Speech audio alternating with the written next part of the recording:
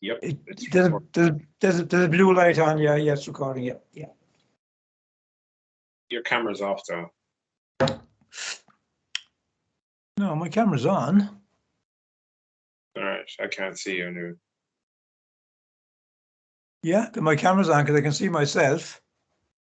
If I push my... I can't see you.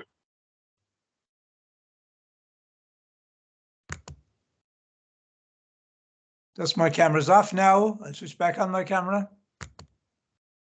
Camera's on. Yeah, it's changing. Let's see.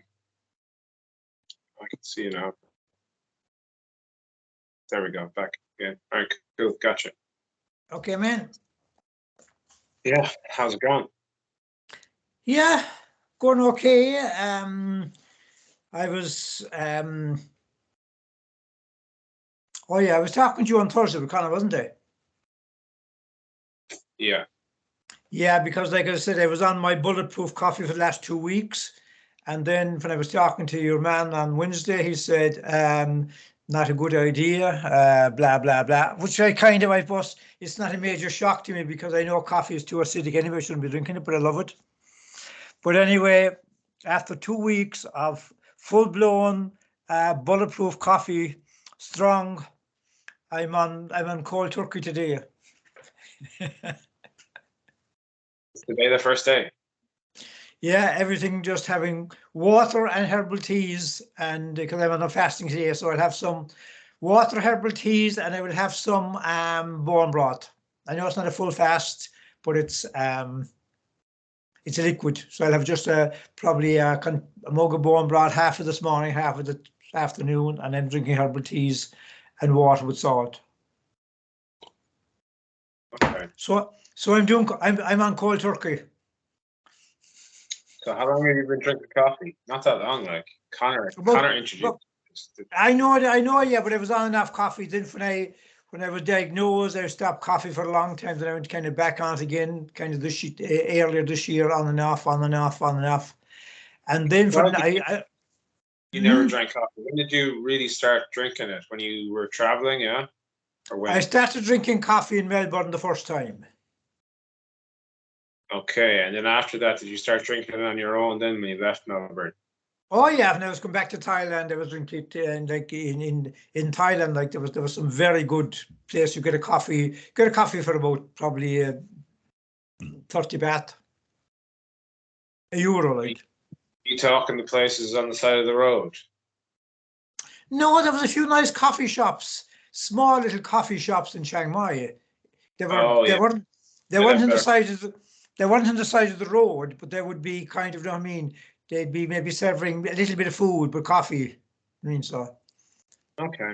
Yeah. And I don't know, was I tell you or not? One of the places I was there, one of the guys, he wasn't from Chiang Mai. He was up further north in Pai or up further, and he had some English, not great English, but.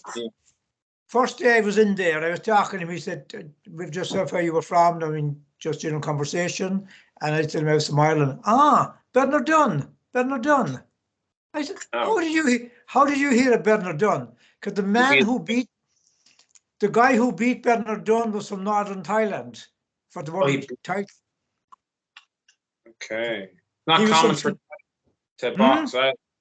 It's not common for Thais to box. They usually I know, yeah. But this guy, he beat Bernard Dunn in Dublin for a world title fight. That was Bernard Dunn retired to have that.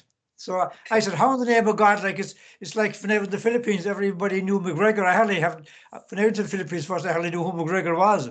Oh, McGregor. Yeah. Everyone knows him. He's popular. I know, yeah. But I didn't realize. So anyway, I was drinking coffee, and then I got bulletproof coffee, and then I got to love that. And then when I seen your man's blog first, he said he would start the day with bulletproof coffee, and then I got my bulletproof coffee for the last 2 weeks. And I was on a high with it, but I knew like that because coffee is too acidic, like for you, for two things: for cancer, number one, and for joint problems as well. But I didn't feel any worse from it. You know what I mean, for the 2 weeks. But anyway. I will know more when I go back and start working with your man and see what he recommends. But he said he's got off it completely because of his condition. Okay. How are you feeling today? It's early, I guess. Early doors. Early doors. Yeah, I'm feeling okay. I got up because I have to do some work because my tenants are coming this evening. So I was just trying to do a bit of work this morning, and I realised because when my workers left, the house was like, I got him to make the house spotless, clean every room, clean everything. But I went into the rooms this morning. It's amazing how much dust and cobwebs in the month can accumulate in a room. For sure, for sure. So a bit of spring cleaning you did today. But I'm just on the middle of it now. I've somewhat done, and I must do more of it in the afternoon now when I get off the call from you, just because there's one guy coming this evening. Okay. How old are these lads again? They're in their early 20s, 23, 22, 23, so like 2 lads a girl. Okay, nice. They're in their final year in UL. What did they seem like? Well, I didn't meet them yet. I met their mother. I was talking to them online because two of them were in America and one of them was in France. So I met one of their mothers. They seem to be okay. They seem to be lads who want to. Fourth year is a big year for them, so they said there'll be no parting, there'll be no nothing, nose to the grindstone to get their results. So I'll sit down with them tomorrow evening, probably when they're here, and go through the contract with them and everything like that. And they're like I told them on we done a Skype call, and I walked them through the house and told them what I wanted and what I didn't want, and that I would be here until at least the end of September, blah blah blah. And if they had a problem with that, that was okay. I didn't have it. Like if they had a problem with that no deal. That we could, you know what I mean? So they were okay with that. They seem all right, like, yeah. They seem okay, yeah. They seem like one of the guys' mothers came here, and like I think they're like at the way things are going at the moment, they should be very glad to have accommodation. It's crazy here, man. Yeah. Oh, for sure. That's why the mother came to, proof. Give Yeah. Sort it out for them. Yeah. Because I had three and all three took it. Three looked at the house, all three took it. So I had to make a choice of who to take. So I took these. Decision. How did you choose them? What was your reason? Well, one reason was that they said they were going to pay up front. Two of them said they'd pay fully up front. Did they? Yeah. Wow, interesting. So because I said I needed a guarantor that the rent would be paid for the duration of the rent, and they said they would pay it up front. Interesting. And they agreed to take the property from I said the property is ready from the 1st of August, even though they weren't coming to the 1st of September. They agreed to pay for August as well. Yeah, so it's hard to refuse that. Yeah. And I've got reference from them. I've got their I've got everything that I wanted from them. So they seem to be just three ordinary Irish people who. Look, everyone went. They get a decent deal and a good place, and they know they know where the house is. There's no I told them where the house is. They know where the back gate in UL is. They know kind of the distance. I told them to Google it, the distance and everything like that. That they need bicycles or walking to get there. There's no point in having cars, but there's room here if they want to have a car. They'll leave it here. But to go by car, I said, it's just Jesus. Especially the traffic is crazy in that time of the morning. If you're going at any time after 8 o'clock in the morning, it'll take you 45 minutes to get to UL. When you get that 10, 15 minutes or less cycling. Even at 7, you'll be in there at 7:30, basically. Yeah. If you go, you'd have to go at 7. You'd have to go at 7, yeah. Geez, that's not really that early, I get up at 6. Jim would, but for Ireland it's early, you know what I mean? I know, yeah. It's mad, yeah. yeah. Once 7 o'clock hits in Bangkok, traffic's mental. Oh, I know, sure, yeah. Even anywhere in Asia, once it gets bright, before it gets bright, everybody's up, Yeah, I know. Yeah, it's weird, all right. It's unusual. Same Vietnam, same Philippines, everywhere they're up at 5 o'clock in the morning. As well, though, it gets bright at 6:30 6:30 all year round, so that's different way of living. Yeah, yeah, and it's, as well as that, it's cooler that time in the morning as well. I mean that to be like whatever bit of coolness in the day is that time of the morning. Oh, a large proportion of the population get up at sunrise every day or before sunrise, even an hour before sunrise. Yeah. It's very common. Makes sense, like I said, and they can sleep then in the afternoon, you know. Yes, take a break. Yeah. That's the story. Anyway, sure, yeah, we'll motor on. Yeah. So I think we finished at when I was diagnosed. The kind of, let's say, the most recent diagnosis. Yeah.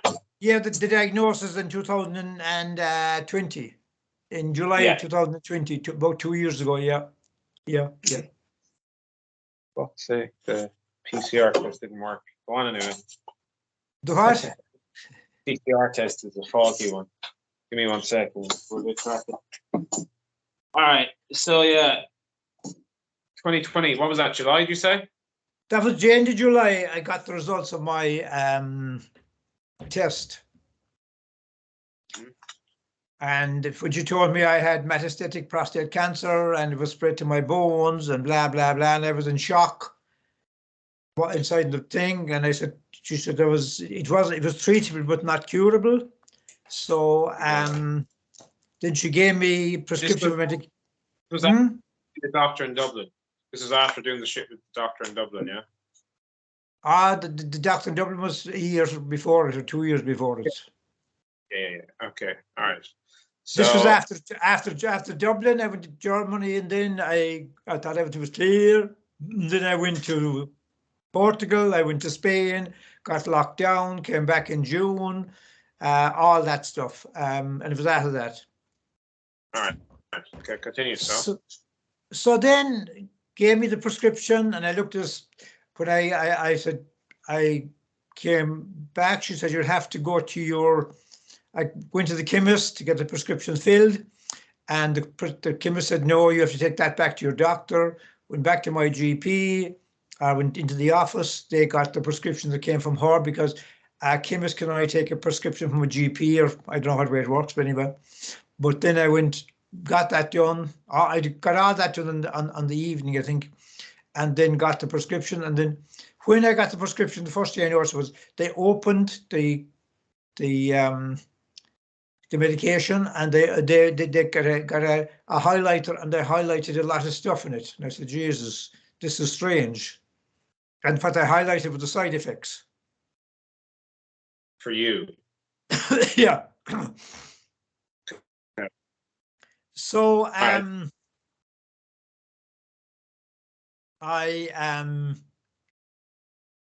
went home and read the side effects, and like the diagnosis are my reaction diagnosis bad enough, but then for the side effects, I could see the only thing I could see was myself fucked, no energy, depressed, in a corner, not able to do anything. That's the vision I had of myself, and I said, and that made me more depressed. How many days is this now after the 17th of July? How many days after is this all? I did the 28th of July, 29. This is the next. I don't know the exact detail, but I got the prescription either that evening or the following day, one or the other. Very quickly, anyway. Okay. It was probably that evening, and then I made contact with G and all that, but in the start of July, Jerry was after just coming back because he was locked down in Spain, and Spain opened up flights to Shannon, so he came back early July, and he was working. He was back in the buildings. He was back bricklaying, but when I came out of the doctor's clinic, I met him in Limerick. I don't know how they arranged to meet him or not.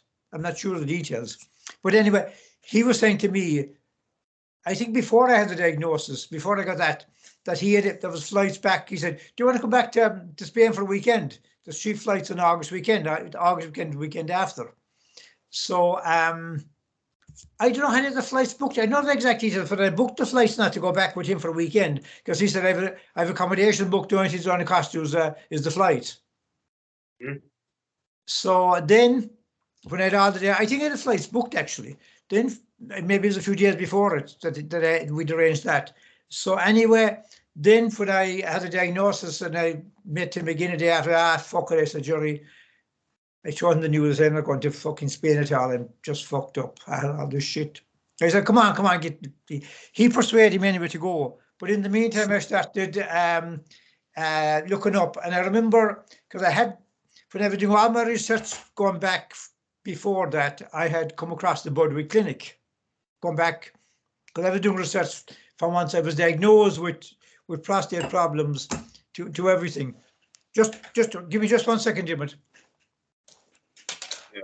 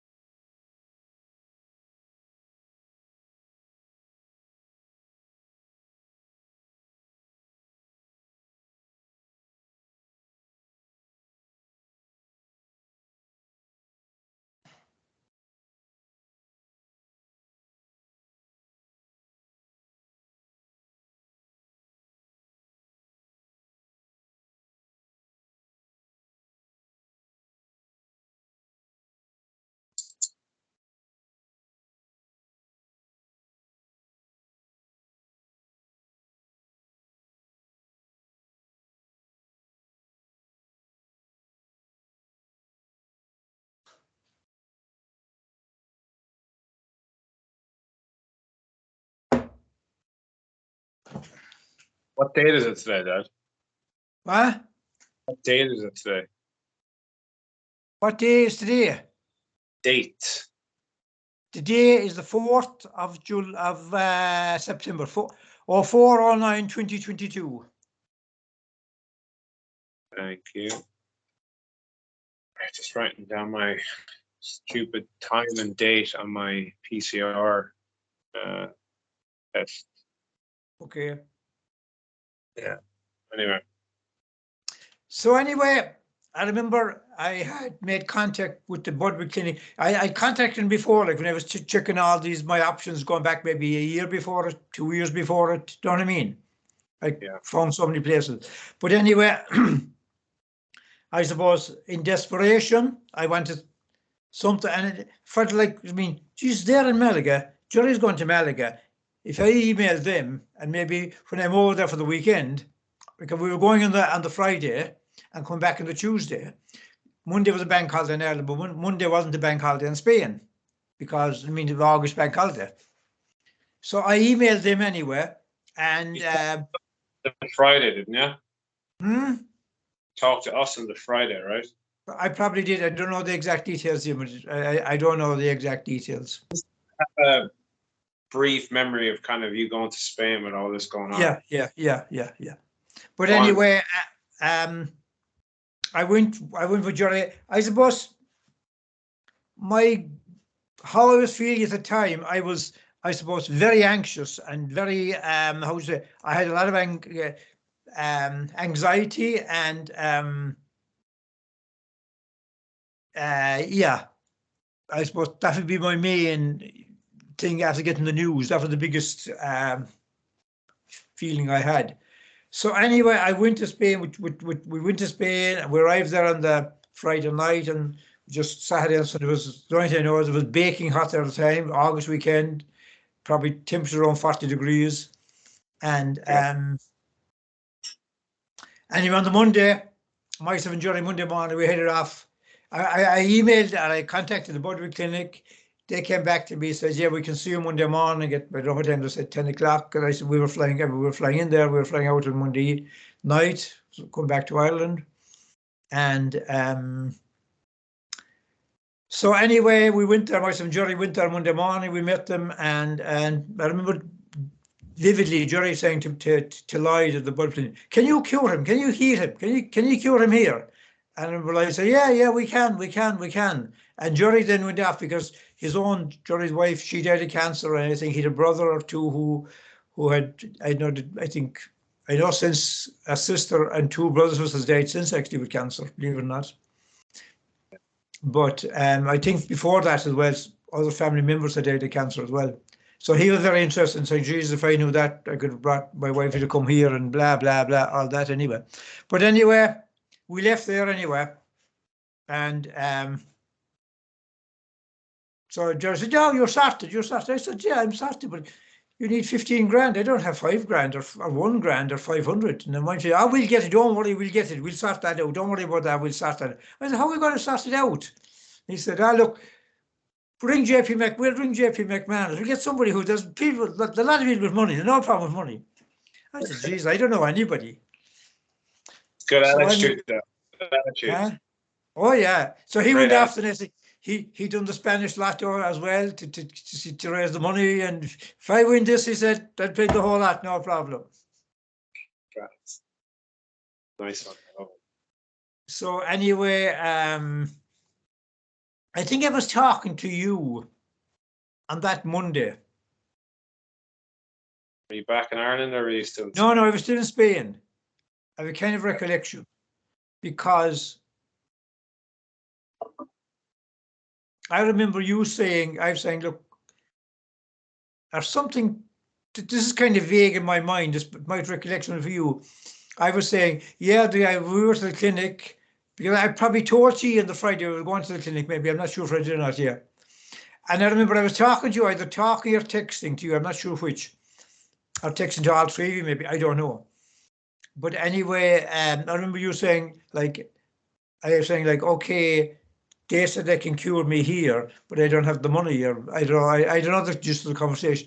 But I remember I got really pissed off with you. Said, "Are you going to? What are you going to do? Are you going to just accept it and just, or something, or just going to corner and die, or something like that, or something like that?" Pretty harsh, pretty harsh. And I said, "Fucking bollocks." Yeah.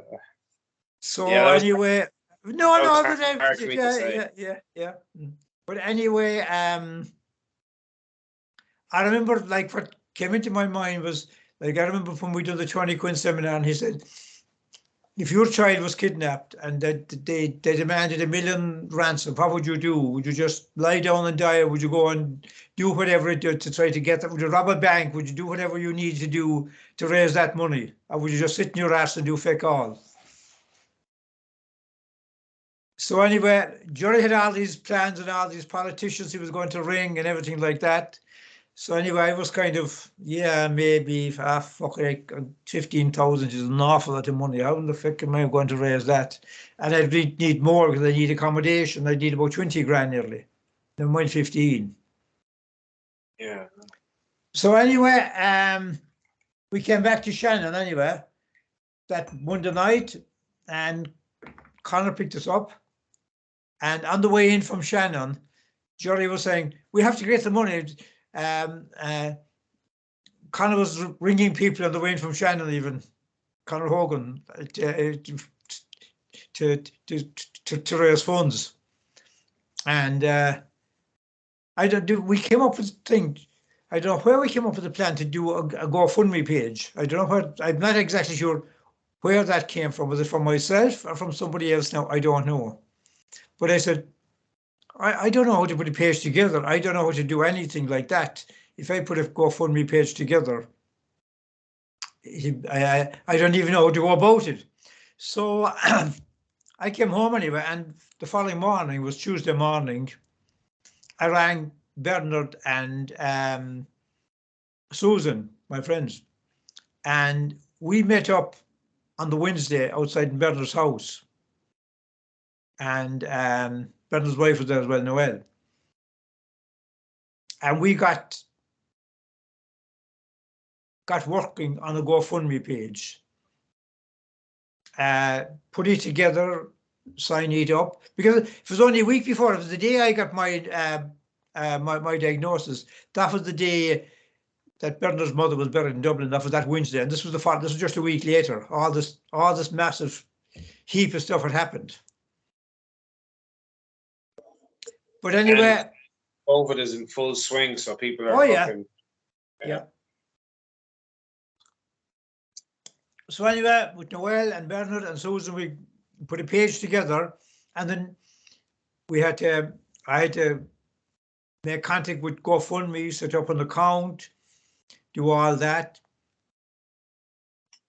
Back and forth with emails, back and forth with chats, but the rigs and the gears anyway, by Friday morning or Friday afternoon, the page was put together and put up on Facebook. And I put out everybody I knew on Facebook, I sent them private messages, put it up public in Facebook, people put it out there. And I think on Friday, before that, a friend of Connor's, his cousin, the guy got the car from Brian arrived to Connor and gave him 1G cash.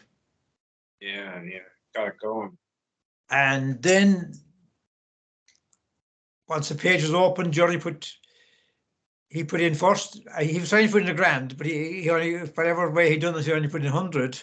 And then he done it again, and he put 1G and 100 into it. Okay. Fair play. So then it went off, and it went everybody we knew all over the world, and it just started taking off. Like, and it was then people watch it with me, like on the Sunday it was up, and Monday, and like you go to bed and then we get up in the morning, there was another grand. There was like, it was people put in anything from €5 to 100 to 1,000 to 5 to, like, then friends of mine in the States, Mark Meisman, he got involved and he pulled in other people from the States into it. He put $1,000 in, and other people, I think there was, then another lady put $1,000 in. I'm still in contact with her, Susan. Never met a lot of these people in my life, but I'm still in contact with her, and she put money in, but it was pulled back out again because her bank wouldn't for something. But then she gave it. She sent the money to Martin, so he put it in. So anyway, it was going up and up and up. Like, it was over. I said, Jesus, if it was over 10 grand, I'd book the flight if it gets over 10 grand. And then another guy came involved on the Monday bank. This guy, Michael O'Dwyer, he was a friend of Bernard worked for him once. He was quite a wealthy developer. He's lots of property, and Bernard sent out to all everybody that was in his text messages. He sent out via text message, and your man came through with, I think, first with 100, and then he came back after. He rang Bernard, and he wanted to meet me. And then he put in $1,000, and then he sent it along to all his friends, and then a lot of them came up with anything. If it was in the hundreds anyway, I think nobody's been 1,000, but it was all in the hundreds. It was all maybe 300, 500, 600, stuff like that. And he said to me, book your flight. And I said, I'm broke, Michael. We met inside in Hook and Lather, I think on the Tuesday or the Wednesday, and he said, book your flight. He said, if you go and book your flight, because he said, there's rumors that flights could close down again just before this weekend, book your flight. And he said, I said, look, Michael, I'm afraid it won't reach. He said, book your flight. He said, whatever, we'll underpin if it doesn't reach the mark by the time you're going, we'll underpin whatever is due.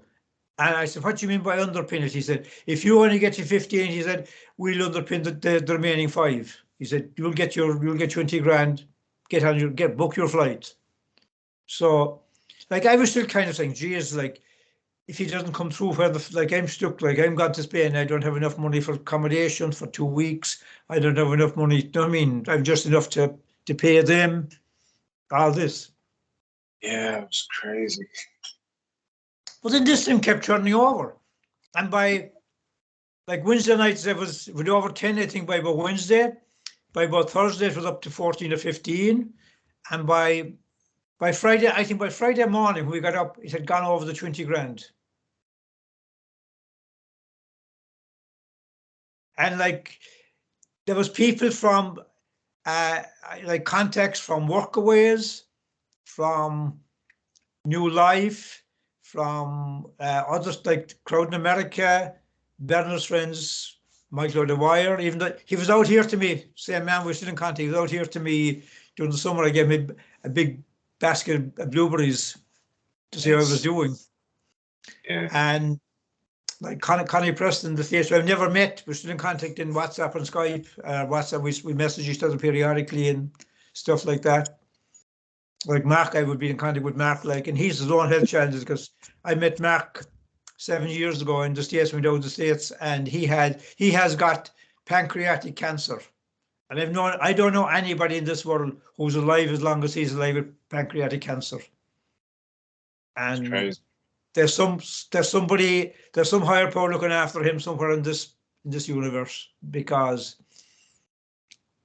and he's looking better today than we met him 7 years ago nearly. Know that? Oh, that's crazy. I know. So anyway, we were on a flight, myself and Jerry, on Friday night. No, Saturday morning, I think, or Saturday after. I'm not sure. I think it was Saturday. It was crazy. It was Saturday. We were on a flight on Saturday. So 1 week. 1 week. 1 week. 1 week. That was we went on the 12th to 13th of August. 1 week, yeah. There was 20 grand made. 20 grand was done. Like I was just blown over. Like everything. Jesus, like this. Like it doesn't mean the weapons going up and up. Like it's like Jesus. That's going like it just blew me away completely and totally. That like completely and totally blew me away. Especially because it was like alternative treatment. People didn't care; they just wanted to help you. You know what I mean? Yeah. And then people who hadn't, the amount of people who came through afterwards send me money. I either gave me money, dropped it in the door here, send it to me on PayPal. That because we closed it, didn't reach the target, we closed it. And because they couldn't get back into it, they wanted to contribute. And I said, just look, we wanted to contribute. There's a workaway I want to contribute. Friend of mine here dropped in money here to the door. Another friend of mine, he just gave me cash. Know what I mean? Guys, I didn't. A lot of these people do, but I don't know them. I don't know them that well. I know them, but I mean, I don't know them hugely. Yeah, but you know, you'd be surprised who cares, you know? Yeah, like, and I think if it was the small donations online that blew me away, like people who I know don't have money. I know. And it's people they know, like I had a workaway here, what's her name? That year. And she's from Brazil. And she sent it out to all her contacts. And people from Brazil send a $5 or a $10, because like probably a lot of money to them. Yeah, people are crazy good. Like people in Thailand, Thai people in the Philippines, Filipino people who haven't, Jesus, like they don't have money. They don't like. I know because I know them, and I know their own living personal circumstances. They have money, but they don't have. I mean, they don't have like a $5 to them is a lot of money. A $10 to them is a lot of money. Yeah, 100%. And like then in Kerry, like I don't know where they got a hold of it, and then people in Kerry, my sisters, even though they didn't approve what I was doing, they wanted me to do the conventional treatment. Like Kathy, Sheila, Mary Jo, and like they all like they didn't approve what I was doing, but that didn't stop them from contributing. You know what I mean? Yeah, it's great, beautiful. So I was kind of, I suppose I was in shock from the diagnosis, but I think I was in more shock with what happened for them for that 7 days. I know, yeah, it's crazy. Yeah. And people like family, like Bernard's family, his wife, his son, who's a young guy, like Susan's two kids. They're only kids. They're only summer jobs. All Conor Hogan's family, his son who was in Canada, his daughter, they're only early teenagers, like Bob, people like that. Yeah. That's beautiful. People that are great. Yeah. Yeah. Yeah, People I remember from I was in like, shock. hmm? I was in shock. It was crazy. Like, Yeah, that I think I was in complete, like I left here on the Friday, was it Friday or Saturday? Because I remember Lorraine collected me, and that's Connor's wife, and we collected Jar, and we went off and to Spain. I think that was a Saturday. Or was it Friday? I'm not sure. Did we go to Friday or Saturday? And then I went to Budwick on Monday morning, and cracking with all that. hmm? Got started with Budbig. Yeah, and I was trying to then organise. Money was in, like, there was, I had to release the money then from the GoFundMe account into my own account, and they couldn't release it because some of the money was what they call held, because some of the banks in some parts of the world wouldn't release the money for 24 hours, 48 hours, 72 hours, because they're watching in case this is a scam, or, you know what I mean? There's so many different things. Yeah, fair enough. So how long did And that you actually get the I money? think it was all sorted out. Yeah, I was in Spain. It was the middle of the week when I was in Spain before all the money came through. Like I was in Spain. You have to take it now. We reached the target on the Friday or the Saturday. I think it closed it down on the Saturday, the Sunday, or the Monday. I'm not sure the exact dates. Then I tried to transfer into my account. Then, you know what I mean, I had to email GoFundMe.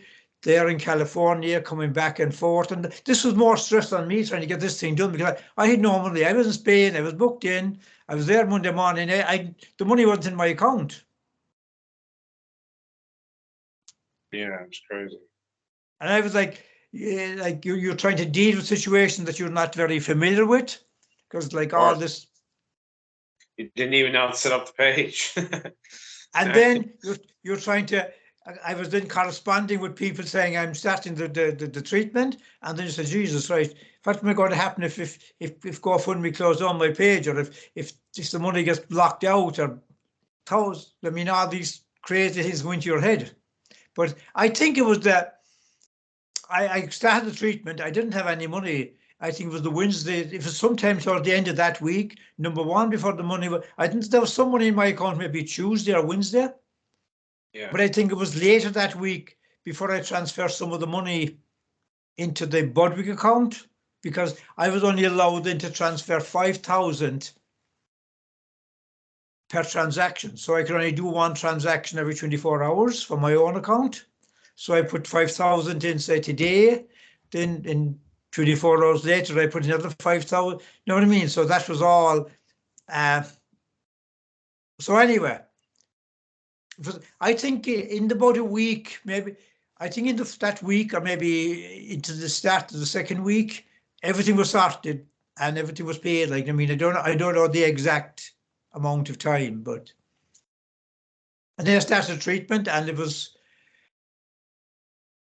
fucking really crazy.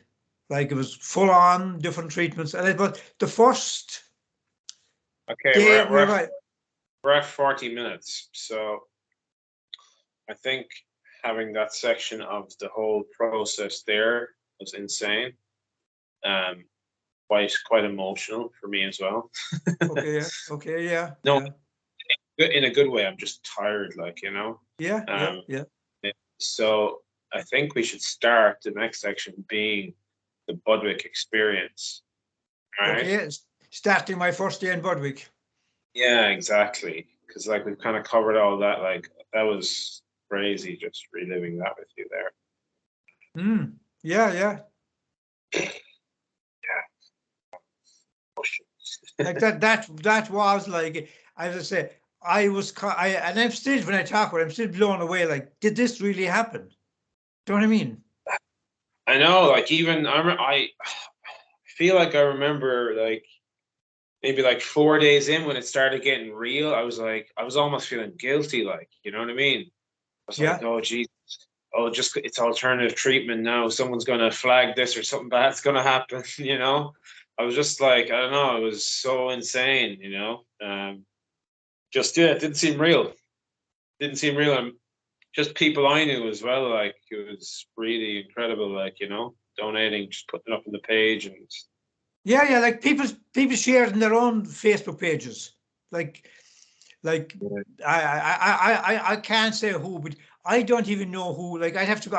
I must try to get the whole listing from GoFundMe again because I've lost passwords. I've lost everything. But I must try to contact them again and get the whole listing and send out.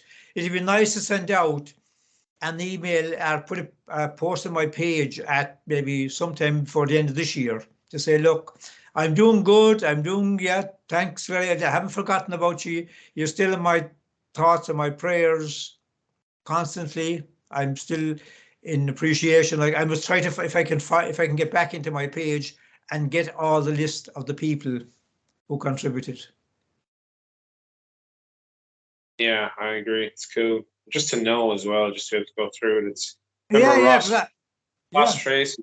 Ross donated €400 on the Friday, the Saturday or something like that. It's crazy. yeah, yeah, yeah, yeah. I know Yeah. people. I like you say.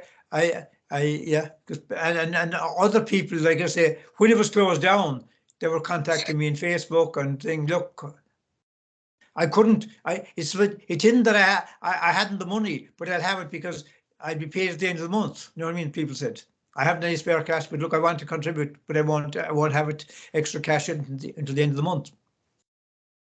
Yeah, I know. And like we said, it was such a crazy time as well. People like Yeah, there yeah, was yeah, yeah, yeah, yeah, yeah, beautiful, beautiful. yeah. It's amazing. It's just like talking again. I'm just blown away. Like, you know what I mean? Yeah, that's an incredible thing, you know. Well, for starters, you going ahead doing it and then just letting people help you as well. Like that was But huge, like I thought he reaching out and huge. So, was you know, such a vulnerable thing to do. and kind of reaching out to say, "Hey, I'm broke." That's like I had to put my pride, Yeah, my so, everything to one side. You know what I mean? yeah. Oh, fucking hell, it's so difficult. Easy thing to do is just hide in your bedroom. I know. I know. Ah, but yeah, such an incredible reaction to your action, you know. Oh yeah, like it just proved people are so good. Yeah, we can be captured by negative things, but humans are Yeah. incredible. Humans are Yeah, incredible. yeah, yeah, yeah, yeah, yeah, definitely, without a shadow of a doubt. Gives you so much hope, you know. Mm. People can resolve their differences. Yeah, Yeah, and I say some of the people who never even met me, never even knew me, because of people who shared it in different parts of the world, who I have never met, never knew anything about, nothing. You know what I mean? I know, I know. No connection really to you. And that's what Jerry used to say. Jesus, he said, this thing is going 24/7. I checked it before I went to bed last night. It was 9,000. I got up this morning. It was 11,000. Where do these people go to sleep at all? Where are they? It's mad, isn't it? Yeah, such a story. It is such a crazy story. Mm. Yeah, Australia, like workaways here, like yes, there was different time frames, like everything. I'm just thinking back now, people that yeah, Just as well, it must have been probably nice. Just you know, it's a lonely thing to go through, and then you have people just sending out love to you across the world, all that yeah, energy, yeah, not just the money, but just reaching out to you yeah, privately, yeah, public. yeah, yeah, That's powerful, like you know. yeah. No, no, definitely, definitely. Yeah. Okay, man. Okay, man. Yeah, Dan, fair play to you. Fair play to you. Good man. Still going strong, boy. Still going strong. Still going strong is right. Yeah, yeah. You've just moved from vegan to meat eater. That's another story. That's another episode, man. Yeah, exactly. All right, Dad. Sure, I can turn off the recorder there. Yeah. Love you, son. All right.